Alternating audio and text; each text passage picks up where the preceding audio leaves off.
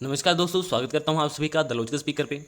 और अगर बात करें कि मार्केट में अगर बूम की बात करें तो दो सेक्टर हैं जहां पर काफ़ी ज़्यादा बूम देखने को मिल रही है। एक फर्स्ट हो गया आईटी सेक्टर, जहां पर जो है बेहिसाब से पिछले लॉकडाउन से काफ़ी ज़्यादा बूम देखने को मिल रही है। और एक हो गया केमिकल सेक्टर, जहां पर कुछ महीनों पहले से ही जो है काफ़ी ज़्यादा बूम देखने को मिल रही है।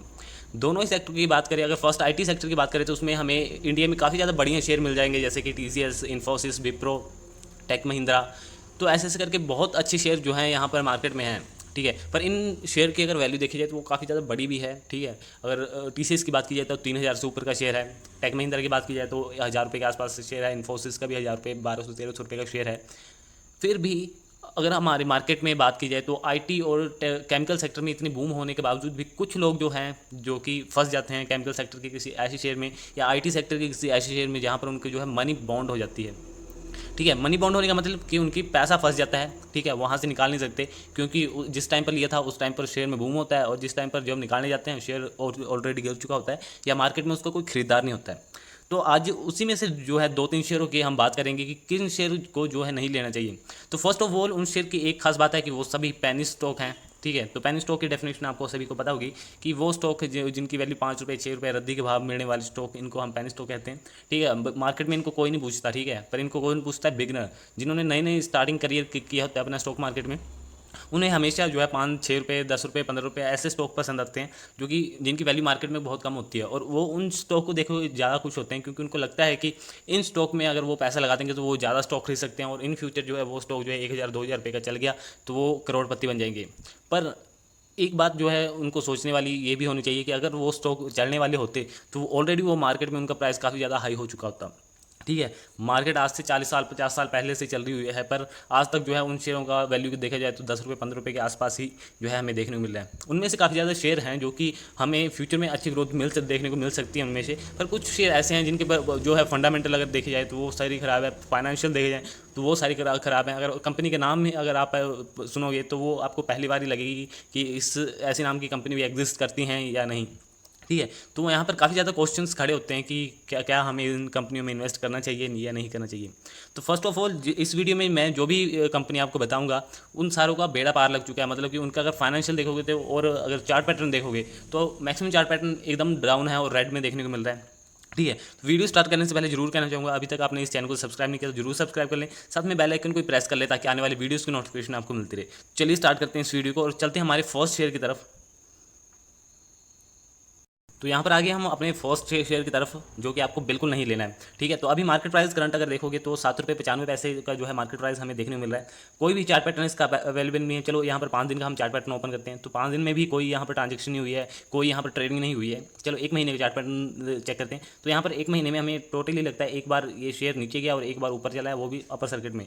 ठीक है, 6 महीने के चार्ट पैटर्न ओपन करते हैं तो यहाँ पर जो है ज़्यादा ट्रेडिंग देखने को मिल रही है। ठीक है, मैक्सिमम चार्ट पैटर्न ओपन करते हैं तो यहाँ पर आप देख सकते हो यही पहचान होती है ख़राब कंपनी और अच्छी कंपनी की। ठीक है, मार्केट से ये शेयर कब से गिरा हुआ है और उसके बाद हमें लगातार फ्लैट जो है देखने को मिल रहा है। साथ में आप देख सकते हो इसमें काफ़ी ज़्यादा स्पाइक्स देखने को मिल रही हैं।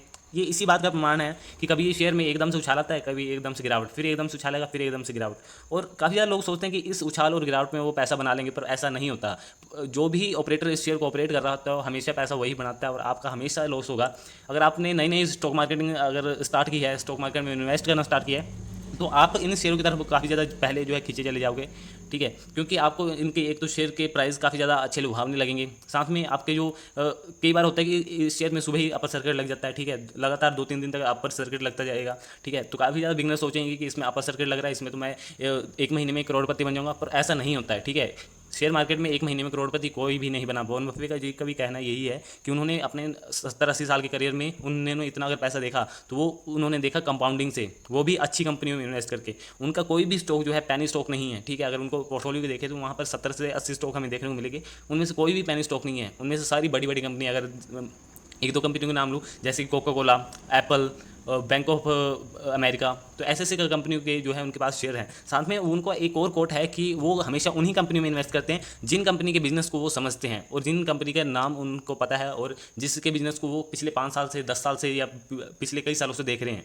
ठीक है, और साथ में उनका प्रोडक्ट अगर वो यूज़ कर रहे हैं तभी वो उस बिज़नेस पर ट्रस्ट भी करते हैं। तो यही बात है उनकी इन्वेस्टिंग की जो कि उनको करियर में इतना आगे लेके गई। ठीक है, तो आ जाते हैं फिर से अपनी वीडियो पे। तो यहाँ पर आपने मैक्सिमम चार्ट पैटर्न यहाँ पर आपने देख लिया कि एकदम से गिरावट हमें रेड में देखने को मिल रहा है, तो यहाँ पर इन्वेस्ट करके पैसा ही फंसेगा। यहाँ पर आप देख सकते हो कि 2014-13 से लेकर आज तक इसने कोई भी जो है पैसे में रिटर्न नहीं दिया है, उल्टा डुबाई ही है इन्वेस्टर के पैसे। तो पता नहीं बिगनर्स को क्यों लगता है कि इसमें वो इन्वेस्ट करके जो है करोड़पति बन जाएंगे, ठीक है, पर ऐसा नहीं होगा। आप इन्वेस्ट करना स्टार्ट करोगे, ऑपरेटर जो है जिनके पास पहले से शेयर हैं वो अपना शेयर आपको बेच देंगे और अब जो है अपना पल्ला उस शेयर से झाड़ लेंगे, ठीक है। तो हमेशा ऐसा ही होता है इन स्टॉक्स में।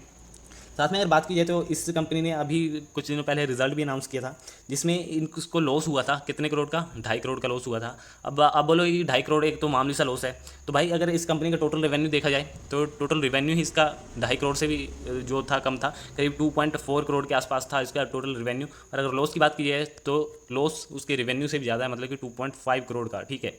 यहाँ पर लॉस कंपनी ने दिया हुआ था। साथ में अगर रिजर्व की बात की जाए तो रिजर्व कंपनी के पास -4.65 करोड़ के आसपास के इसके रिजर्व है। तो रिजर्व इसका जिसका माइनस में चल रहा है उस कंपनी पर आप कैसे ट्रस्ट कर सकते हो। साथ में अगर प्रमोटर होल्डिंग की बात की जाए तो प्रमोटर होल्डिंग तो ठीक है, पर हमें जो है मैक्सिमम शेयर जो है वहाँ पर प्लेस देखने को ही मिलेंगे, ठीक है।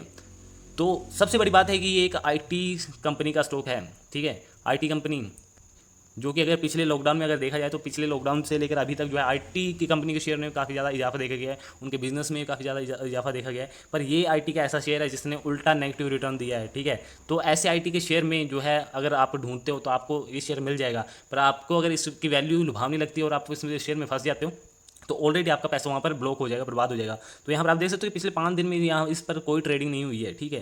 तो इतनी बात तो समझ आनी चाहिए कि ये शेयर बिल्कुल बकवास है और इसमें इन्वेस्ट करने का मतलब है कि अपना पैसा आप खुद ही बर्बाद कर रहे हो, ठीक है। तो चलते हैं दूसरे शेयर की तरफ। तो यहाँ पर मैंने दूसरा जो है यहाँ पर जो है शेयर आपके पास सामने रखा है जिसका नाम है विकास वीएसपी लिमिटेड, ठीक है। तो आज के दिन आपको यहाँ पर अपर सर्किट देखने को मिलेगा। यहाँ पर आप देख सकते हो कि यहाँ पर 5% का जो है अपर सर्किट लगा हुआ है। शेयर के प्राइस की बात की जाए तो 5 रुपये 65 पैसे जो है शेयर का प्राइस है और आप देख सकते हो कि मॉर्निंग सुबह से ही इसमें अपर सर्किट लगा है। पिछले 5 दिन की चार्ट पैटर्न की अगर बात की जाए तो यहाँ पर लगातार उछाल गिरावट और उसके बाद अपर सर्किट, ठीक है। 1 महीने की चार्ट पैटर्न की बात की जाए तो यहाँ पर हमें गिरावट ही देखने को मिल रही है। 5 साल की अगर चार्ट पैटर्न की बात की जाए तो यहाँ पर ऑलरेडी गिरावट देखने को मिल रही है। तो साथ में आपको मैं बता दूँ कि 2019 में ये दोबारा से लिस्ट हुआ था। इस कंपनी का अगर 2001 से पहले की अगर परफॉर्मेंस देखोगे तो उसमें जो है लगातार गिरावट थी, ठीक है। और शेयर करीब 100 रुपये 200 रुपये से जो है 5 रुपये 6 रुपये पर आके ट्रेडिंग करा था और जिसके बाद से ये डीलिस्ट भी हो गया था, ठीक है।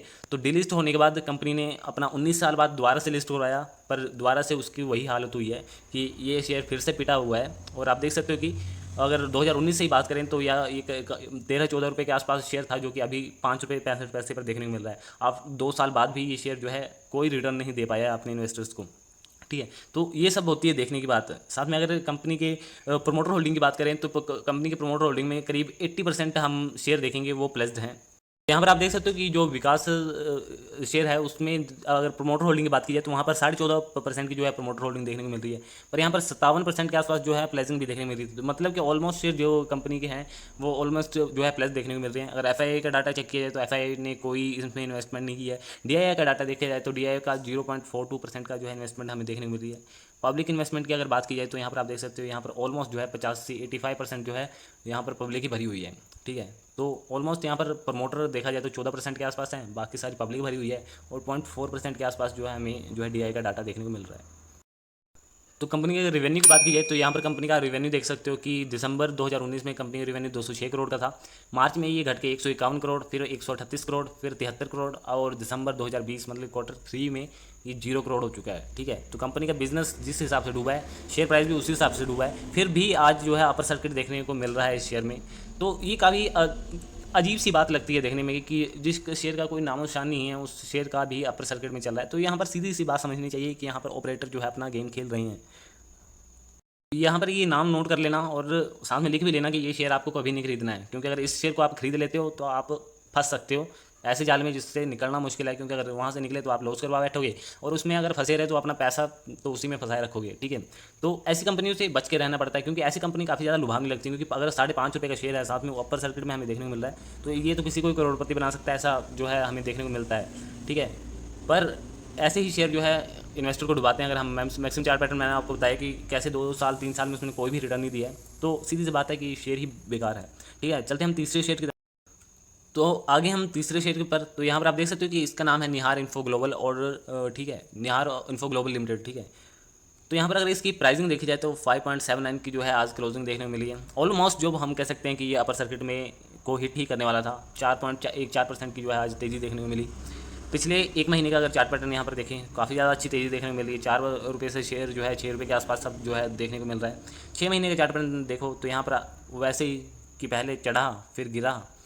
चलो इसको भी छोड़ते हैं और देखते हैं हम मैक्सिमम चार्ट पैटर्न। तो यहाँ पर आप देख सकते हैं मैक्सिमम चार्ट पैटर्न में कुछ है ही नहीं। कंपनी कभी थी जो 120-130 रुपये के आसपास ट्रेडिंग करती थी, जो कि उसने हाई बनाया था अपना ऑल टाइम। वहाँ से जो है यहाँ पर कंपनी ऑलमोस्ट डूब चुकी, हम इसको कह सकते हैं। सामने ये स्पाइक्स देख सकते हो आप कि कैसे ऑपरेटर ने अपना गेम यहाँ पर चला हुआ है, ठीक है। ये 1 2 3 दिन में ही शेयर जो है 10 का 72 हो जाता था, फिर गिर के 10 रुपये आ जाता था, फिर 10 से 100 रुपये हो जाता था, फिर गिर के 4-5 रुपये पर आ जाता था। फाइनली जो शेयर की अभी वैल्यू है वो है 5.79 रुपीज़, ठीक है। तो ऐसे शेयरों से बच के रहना होता है जिसका चार्ट पैटर्न ऐसे हमेशा रेड में देखने को मिल रहा है, ठीक है। ऑलमोस्ट उल्टा है हमारे फंडामेंटल का। फर्स्ट है कि अगर चार्ट पैटर्न, अगर कंपनी ने पिछले 20 साल में कोई रिटर्न नहीं दिया तो इन फ्यूचर वो कोई रिटर्न देने की वहाँ पर 90% 95% कोई चांस नहीं है कि वो कंपनी रिटर्न देगी, क्योंकि जिसका शेयर पिछले 20 साल से ही इस चार्ट पैटर्न में है, ऐसे है मतलब कि 100 रुपये से 10 रुपये हुआ है, तो हम ये कह नहीं सकते कि इन फ्यूचर जो है वो 10 रुपये से फिर से 100 रुपये हो जाएगी। 100 रुपये हो सकती है, क्योंकि अगर उसमें ऑपरेटर लगे होंगे तो यहाँ पर ऐसी स्पाइक देखने को मिलेगी कि 100 रुपये एकदम से जाएगी, फिर ऑपरेटर यहाँ शेयर बेचेंगे, फिर ये आगे 10 रुपये 5 रुपये पर जो है ट्रेड करने लग पड़ेगी। यहाँ पर कुछ लोग कहते हैं कि येस बैंक के साथ भी सेम केस है, पर यहाँ पर मैं क्लियर कर देना चाहूँगा कि येस बैंक का मामला कुछ और है। वहाँ पर फ्रॉड हुआ था, ठीक है। ओवरऑल अगर 20 साल का परफॉर्मेंस देखे होगी येस बैंक का, तो वहाँ पर काफ़ी ज़्यादा डिसेंट है, वहाँ पर परफॉर्मेंस दिया है। पिछले 1 2 साल से जो है येस बैंक में गड़बड़ी चल रही है, जिसकी वजह से वहाँ पर 300-400 से शेयर जो है आज 13-14 रुपये पर ट्रेड करता नजर आ रहा है। पर यहाँ पर देखने वाली कि उस येस बैंक को सपोर्ट किस चीज़ की है, तो सपोर्ट है RBI की, ठीक है। कुछ भी हो जाए RBI उस बैंक को डूबने नहीं देगा, तो यही उसकी जो है हम कह सकते हैं एक स्ट्रेंथ बन जाती है। तो साथ में कंपनी ने कोई अभी 1 2 दिन पहले जो है अपने नंबर भी पेश किए, तो मैं आपको अगर नंबर बताऊं तो कंपनी का प्रॉफिट जो था, ठीक है, वो 38 लाख रुपए था, मतलब कि करोड़ रुपए नहीं, लाख रुपए की बात करूं मैं, ठीक है। तो प्रॉफिट था 38 लाख रुपीज़। साथ में अगर रिज़र्व की बात करें तो कंपनी के पास 2.5 करोड़ के आसपास का जो है रिज़र्व है, ठीक है। इतना तो किसी भी कंपनी के पास होता ही है, ठीक है। तो 38 लाख का प्रॉफिट है और रिज़र्व 2.5 करोड़ का है, ठीक है। पर अगर ओवरऑल परफॉर्मेंस देखा जाए कंपनी की तो वो बिल्कुल नील है, ठीक है। यहाँ पर कभी इन्वेस्टमेंट, क्योंकि हमेशा बिगनर ही ऐसे शेयरों में फंसते हैं जो पिछले 4 साल से 5 साल से हैं इस शेयर मार्केट में, वो कभी ऐसे शेयरों में नहीं फंसते, क्योंकि वो अपने स्टार्टिंग पीरियड में ऐसे शेयरों से पाला उनका पड़ चुका है कि 2 2 साल तक उनके पैसे ब्लॉक हो चुके हैं, और फाइनली जब वो निकालते हैं पैसे तो वहाँ पर एक लॉस बुक करना ही पड़ता है, ठीक है। क्योंकि माना उन्होंने 50 रुपये का शेयर खरीदा ही होगा तो वो फिर 5 रुपये 10 रुपये में बेचना पड़ता है, तो इतना बड़ा लॉस करवाने के बाद ही जो है इससे छुटकारा मिलता है, ठीक है। तो अगर बिगनर्स कोई मेरी वीडियो देख रहा है तो प्लीज़ उसका मैक्सिमम चार्ट पैटर्न देख लेना। अगर वो ऐसा रेड में देखने को मिल रहा है और ऊपर से नीचे जाता दिख रहा है तो उस शेयर को कभी मत लेना, ठीक है। मैं फिर से कहना चाहूँगा, मैं मैक्सिमम चार्ट पैटर्न की बात कर रहा हूँ। 1 2 दिन, 1 महीना या 6 महीने में किसी कंपनी में वो ऊंची नीचे हो सकती है, पर अगर जिसका ओवरऑल चार्ट पैटर्न, अगर आप TCS का देख लो, रिलायंस का देख लो, किसी बड़ी कंपनी का देख लो जिसका आप प्रोडक्ट यूज़ करते हो, ठीक है, जिस कंपनी का आप प्रोडक्ट यूज़ करते हो ना, उसका शेयर का चार्ट पैटर्न देख लेना, वो हमेशा ऊपर जाता हुआ और अच्छे ग्रोथ के साथ आपको देखने को मिलेगा। पर ऐसे कंपनी जैसे निहार इन्फो ग्लोबल, मुझे लगता है मैंने कभी इसका प्रोडक्ट, हाँ हालांकि ये एक IT कंपनी है, पर मैंने कभी इसका नाम भी नहीं सुना था, ठीक है। ये तो एनालिसिस के टाइम पर मेरे को पता चला कि ऐसी भी कुछ कंपनियाँ हैं जिनके चार्ट पैटर्न इतने ख़राब हैं और उनमें जो है अपर सर्किट लग रहा है, ठीक है। तो ऐसी न्यूज़ फिर मैं आपके सामने इसीलिए लाता हूँ कि आपको भी उनमें पता चल सके कि किन शेयरों से बच के रहना चाहिए। अगर अपर सर्किट में जा रहा है तो यहाँ जरूर यहाँ पर जो है बिगनर्स ही फंस रहे होंगे, ठीक है, क्योंकि अपर सर्किट में जाने का मतलब ये कि कोई हैवी डिमांड में उन शेयरों को खरीद रहा है, ठीक है। तो ऐसे बिगनर्स ही करते हैं जो कि हैवी डिमांड में खरीदते हैं शेयरों को, ठीक है, क्योंकि 5 रुपये का शेयर पे 10 रुपये का शेयर उनको काफ़ी ज़्यादा पसंद आता है। ऐसी बात नहीं, मेरे साथ गलती नहीं हुई है। हमने जब स्टॉक मार्केट स्टार्ट किया था आज से कुछ साल पहले, तो वहाँ पर हमारे साथ भी ऐसा होता था कि हमें 6 रुपये 7 रुपये का शेयर बहुत अच्छा लगता था और उनकी भर भर की क्वांटिटी हम खरीद लेते थे, 4000 शेयर, 5000 शेयर, इतने शेयर। फिर फाइनली 6 महीने 1 साल तक उसमें कोई मोमेंटम नहीं रहता था और वहाँ से शेयर गिरता गिरता गिरता हम इस आस में बैठे रहते थे कि इसमें कुछ मोमेंटम आएगा जिससे हमें प्रॉफिट मिलेगा। और हमने जब स्टार्टिंग में इन्वेस्ट किया होता है तब हमें लगता है कि हम इस शेयर से जो है करोड़पति बन जाएंगे, पर हम रोडपति बन जाते हैं, ठीक है।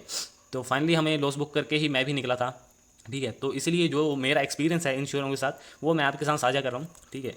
तो ऐसे शेयर में मत फंसना। फिर से मैं बता देता हूँ, एक निहार इन्फो ग्लोबल ऑर्डिनरी शेयर, इस नाम से है कंपनी। एक रिस्पॉन्स इन्फोमेटिक्स नाम से, जो कि इससे पहले मैंने बताया, और एक विकास VPS नाम से है, ठीक है, WPS नाम से है, ठीक है। तो ऐसी कंपनी में मत फंसा। हालांकि ये 3 ही कंपनी नहीं है, और भी कंपनी है, ठीक है। कि किसी टाइम पर डिटेल में अगर सारे 10-20 कंपनी मेरे को मिल गई तो उन 10-20 कंपनी को नाम जो है मैं आपके साथ साझा कर दूंगा। और हो सके तो इंस्टाग्राम पर फॉलो कर लेना, वहाँ पर मैं रोज स्टोरियों में ऐसी कंपनियों के नाम बताता रहता हूँ। जिनके में हमें जो है अजीब सी परफॉर्मेंस देखने को मिलती है, चाहे वो परफॉर्मेंस बढ़िया कंपनी की हो चाहे वो ख़राब कंपनी की हो, ठीक है। तो उसमें रिलायंस भी होता है और ऐसे शेयर भी होते हैं जिनके बारे में नॉलेज लेना काफ़ी ज़्यादा जरूरी है, क्योंकि अगर आपको नॉलेज होगा उन शेयरों का तो आप वहाँ पर जो है अच्छी तरह अपना इन्वेस्टमेंट आइडिया जो है अपना लगा सकोगे, जिसमें कि आपको फ़ायदा होगा इन लॉन्ग टर्म, ठीक है। तो अगर वीडियो अच्छी लगी तो जरूर लाइक करना, साथ में शेयर करना अपने दोस्तों के साथ जो कि स्टॉक मार्केट में नए हैं, ठीक है। चैनल को सब्सक्राइब कर लेना, साथ में बेल आइकन पर भी हिट कर लेना ताकि आने वाली वीडियोज़ की नोटिफिकेशन आपको मिलती रहे। और मिलते हैं फिर नेक्स्ट किसी वीडियो में, तब तक के लिए धन्यवाद।